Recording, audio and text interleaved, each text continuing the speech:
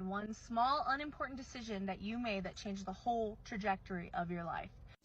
In 2007, I lost my job and I was super depressed, so I decided to take a cake decorating class at a local Michael's, just like the little Wilton courses. I was 7 months pregnant at the time, and after 2 months of taking the Wilton courses, I had to drop out to have my baby.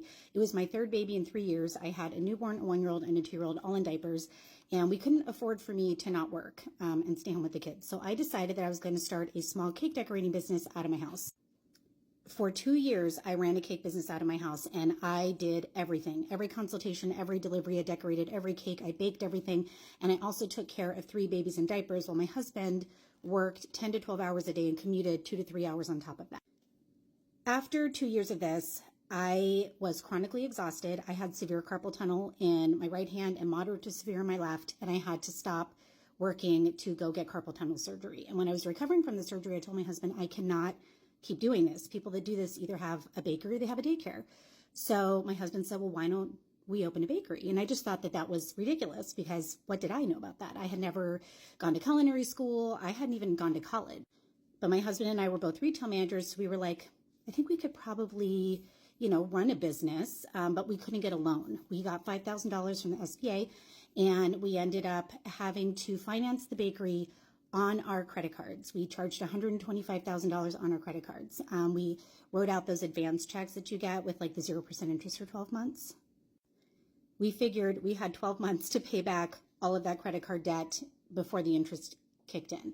So 5 months after we had the idea to open a bakery, we opened our first location in Palmdale, California. We called the bakery NadiaCakes after my middle daughter's nickname. And the bakery opened to instant success.